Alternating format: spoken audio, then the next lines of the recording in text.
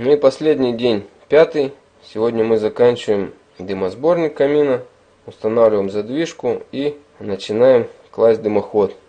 Эти ряды у нас продолжаются те же самые, что вчера были. Выкладываем еще ряд, повторяется. И вот на 29 ряду у нас идет уже сужение дымосборника под задвижку. На этом ряду устанавливаем задвижку. Задвижка размером 250 на 220 миллиметров. Ставим ее на раствор. На следующем ряду вырезаем в кирпиче вот так вот, для того, чтобы кирпич лег на задвижку. И в этом кирпиче тоже вырезаем такую четверть в этом и с этой стороны, которая ляжет. Вот он лег.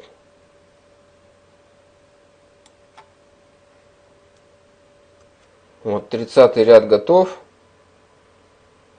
Следующий 31 ряд, вот эти кирпичи подпиливаем, чтобы не было ступенек, завихрений, чтобы сужение было плавное. Вот здесь это видно.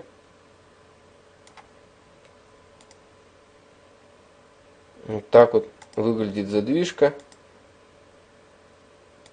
в закрытом состоянии. То есть кирпич вот этот немножко подрезан, и этот 2 сантиметра. Сверху получается такая полочка. Перекрываем полочку еще одним рядом, чтобы было крепче. Это последний ряд камина. Теперь можно выкладывать дымоход. Дымоход у нас получился пятерик, то есть 5 кирпичей на ряд. В укладке дымохода ничего сложного нет.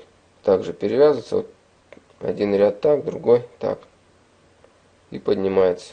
Вот за 5 дней мы сложили с вами простейший камин.